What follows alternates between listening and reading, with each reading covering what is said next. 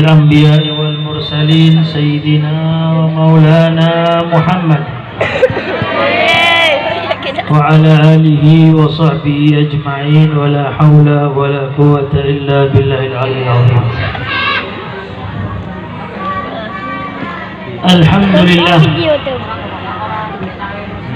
Alhamdulillah, kita bersyukur kepada Allah Subhanahu wa taala.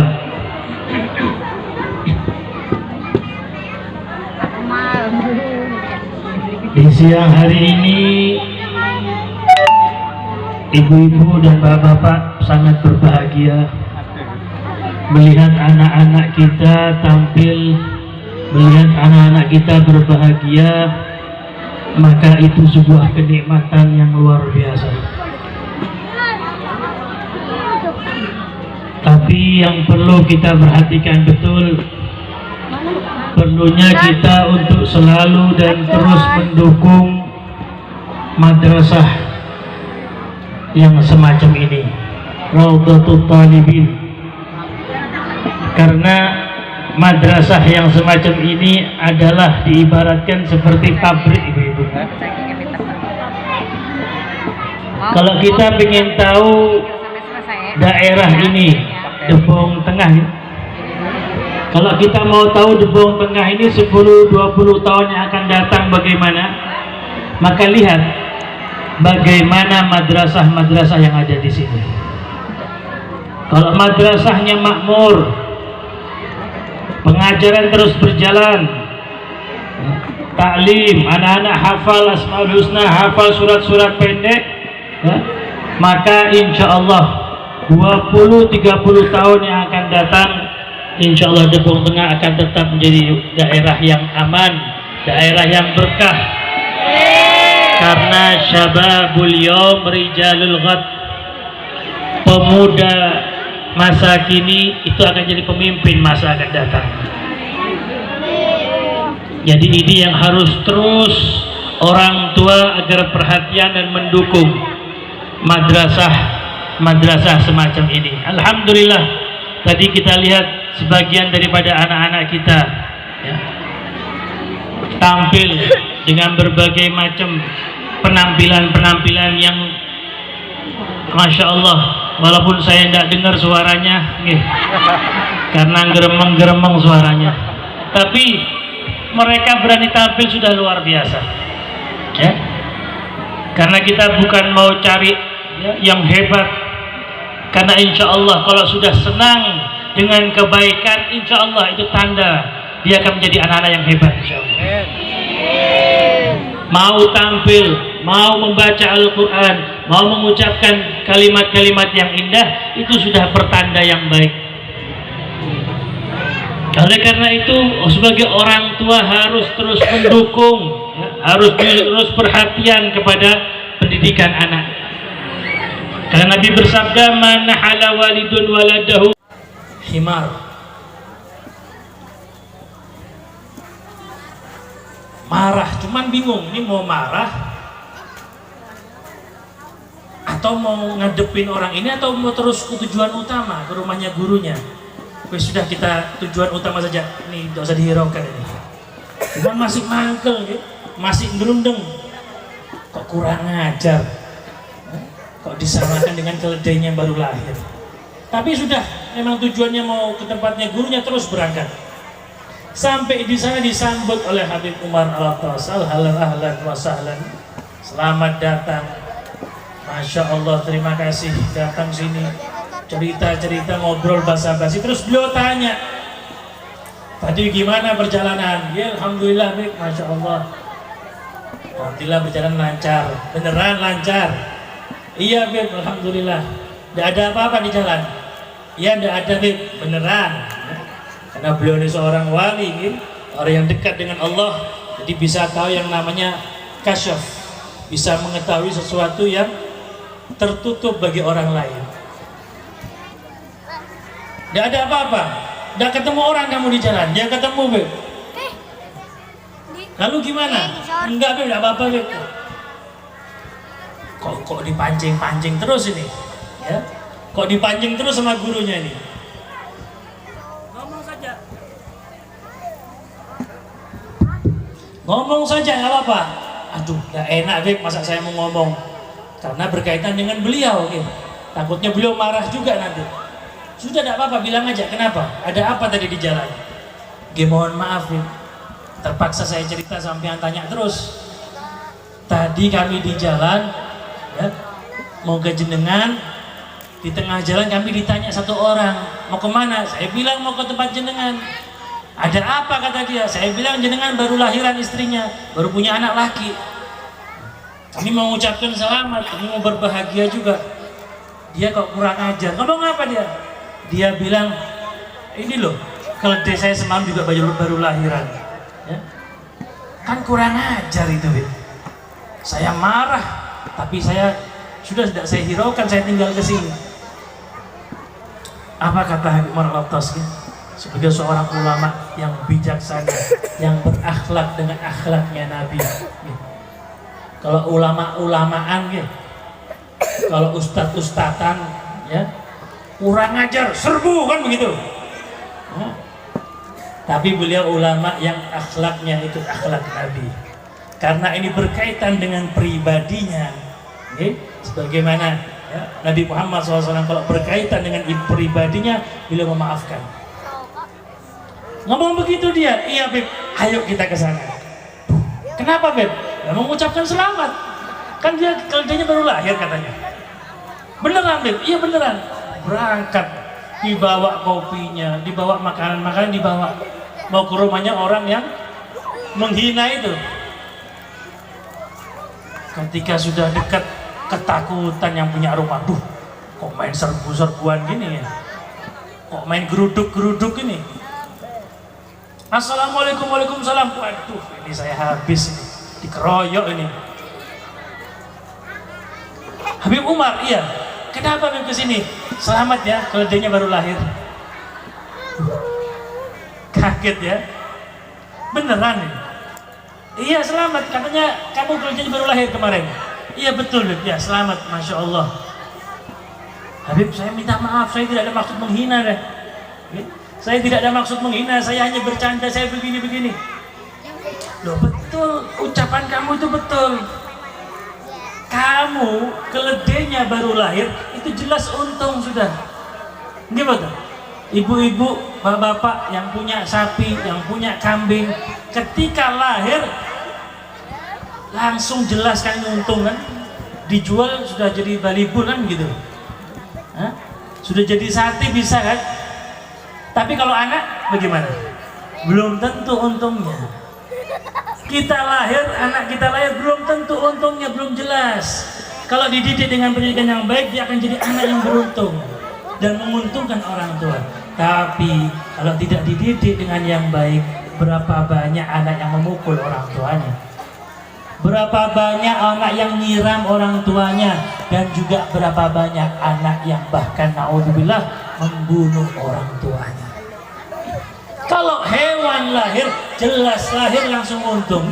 Sapi lahir jelas langsung 5 juta. Kambing jelas lahir langsung 300.000 mungkin. Masih bayinya itu. Tapi anak belum jelas.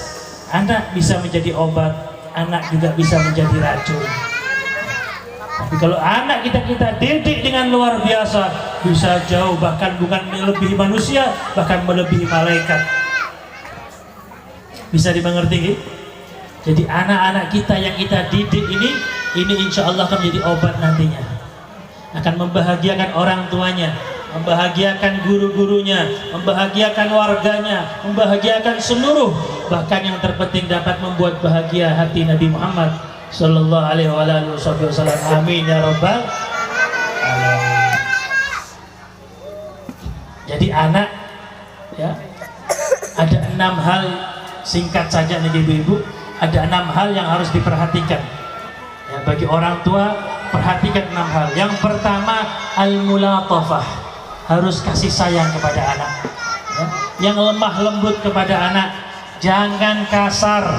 Ya, karena anak itu kata ulama diibaratkan pohon ranting yang masih kecil. Sampean mau buat ini pohon bengkok ya gampang, gitu. Mau buat pohon ini lurus ya gampang, kan begitu. Pohon mangga ketika masih kecil terserah mau dibuat miring bisa, kan begitu. Tapi kalau sudah besar nggak bisa diluruskan. Pohon mangga, pohon yang masih kecil, kalau kita atur ini supaya tumbuhnya lurus bisa. Begitu juga anak. Kalau masih kecil silahkan mau dijadikan apa saja bisa. Makanya harus kasih sayang, lemah lembut. Jangan kasar, jangan bentak. Jangan sampai membentak anak. Karena membentak anak itu akan menghancurkan hatinya dan dia nanti akan benci dengan orang tuanya. Naudzubillah. Al-mulatafah. Yang kedua, perhatikan kepada anak adalah al-mulahadhah.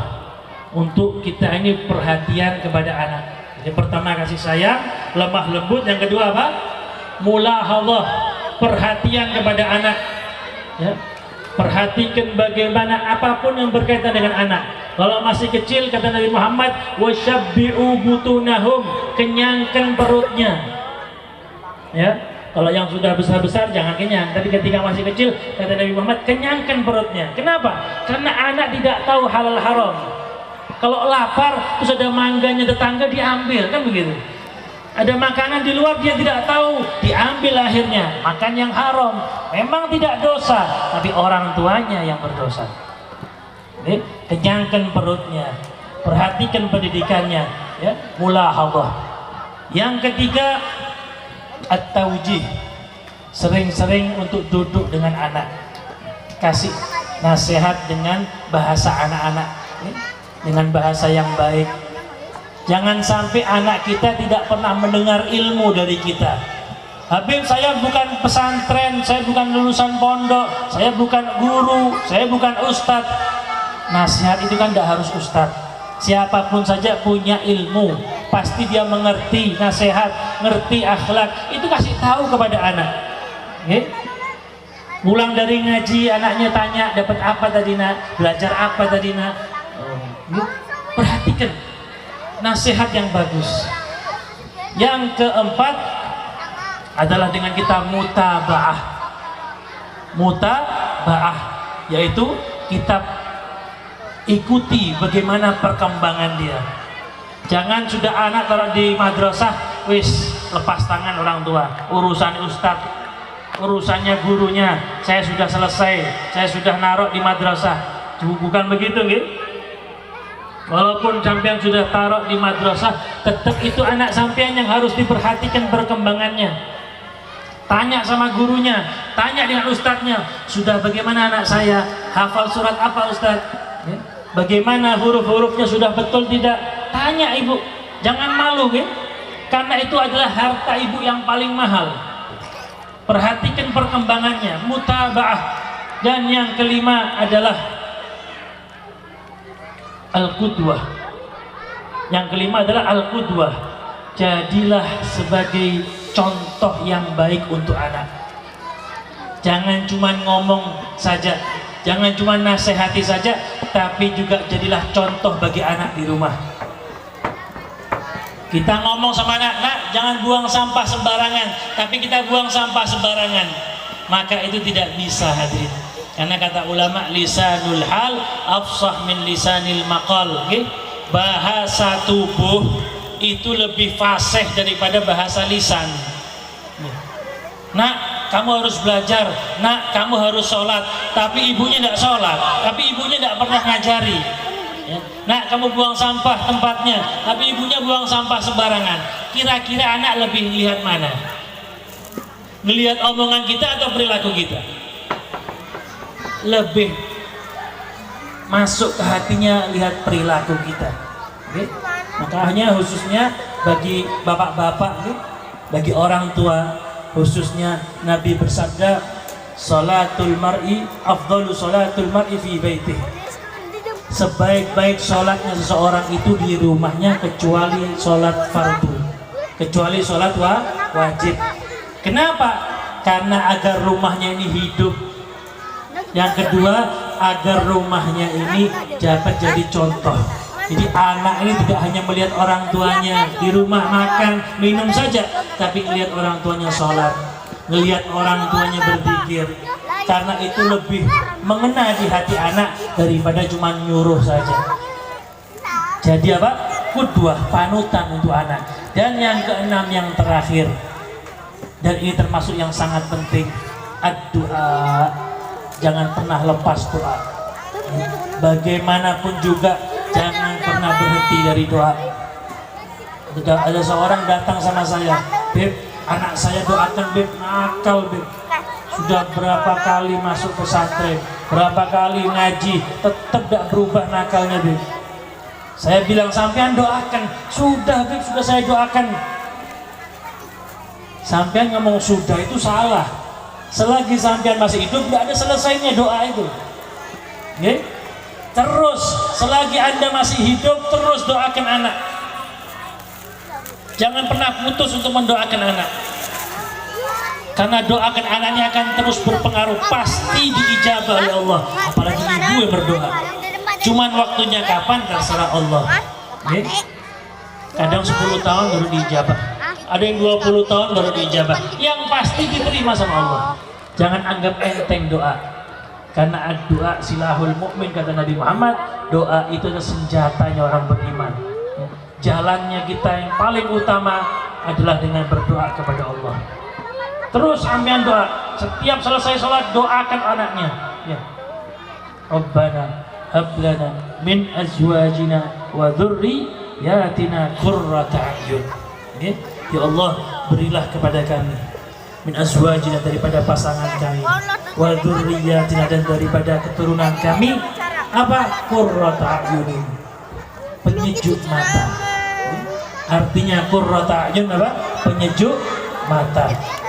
Kalau anak dipanggil nih, disuruh terus patuh, itu mata melihat sejuk, mata melihat nyaman. Tapi kalau anak membangkang, tidak nurut, itu ketika kalau melihat sedih, perih rasanya. Makanya doanya, ya Allah, jadikan anak pasangan saya dan keturunan saya penyejuk mata, ya Allah. Jangan pernah berhenti doa sampai kapanpun saja, karena itu pasti diijabah oleh Allah Subhanahu wa Ta'ala. Dan sebaliknya jangan pernah doa jelek untuk anak. Semarah apapun kita kepada anak, jangan sampai keluar dari lisan ibu, khususnya ibu, kata-kata yang jelek atau yang kotor. Begitu juga itu akan dikabulkan oleh Allah. Anaknya tidak nurut, terus kurang ajar, terus ibunya marah. Mudah-mudahan patah kamu kakinya ya. Karena emosi keluar ucapan seperti itu. Ternyata betul keluar rumah ketabrak patah. Yang susah siapa? Ya ibunya juga ternyata yang susah. Jadi semarah-marahnya kita kepada anak, usahakan marahnya doa juga. Kalau orang-orang salafus saleh, orang-orang terdahulu, ibu-ibu, semarah-marahnya sama anak itu mereka mengucapkan Allah yahdi. Kalau bahasa kita, mugi-mugi kamu dikasih hidayah sama Allah. Jadi marahnya doa, itu berarti sudah sangat marah itu. Jadi marahnya mereka itu doa. Kenapa?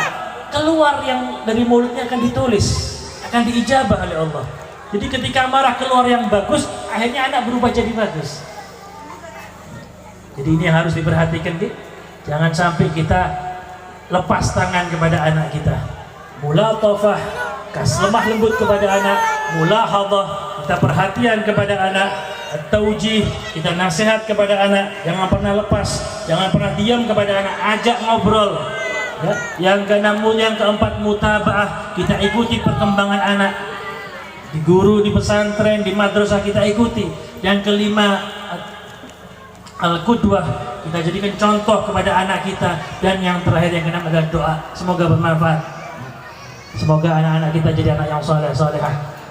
Semoga anak-anak kita menjadi anak yang dapat membanggakan dan dibanggakan oleh orang tuanya, dibanggakan oleh warganya, dan lebih khusus dapat menjadi anak yang membuat baginda Nabi Muhammad SAW bahagia, dan menjadi anak yang dapat menuntun orang tuanya ke surga. Amin ya rabbal alamin. Dan semoga Allah Subhanahu menjadikan madrasah ini madrasah yang barakah, dapat melahirkan ulama-ulama besar insyaallah. Tahun-tahunnya akan datang fi khairin wa afiyah. Dan kita doakan juga kepada semua yang ikut berpartisipasi dalam acara ini dan juga untuk berpartisipasi dalam madrasah ini. Allah insyaallah ganti dengan rezeki yang halal, rezeki yang barakah, dan semoga Allah Subhanahu wa taala menjadikan kita semuanya menjadi orang-orang yang saleh salehah, Jadikan kita menjadi keluarga kita keluarga yang sakinah, mawaddah warahmah. Dan Allah angkat segala penyakit yang tertimpa kepada kita. Allah berikan kemudahan dalam semua urusan kita. Dan Allah sampaikan kita di bulan Ramadan. Allah berikan kita kesempatan untuk bisa menikmati bulan Ramadan, tarawih di bulan Ramadan, puasa di bulan Ramadan, sehingga kita keluar dari bulan Ramadan dalam keadaan selamat dari api neraka. Amin ya rabbal alamin. Demikian, mohon maaf jika ada kekurangan. Wassalamualaikum warahmatullahi taala wabarakatuh.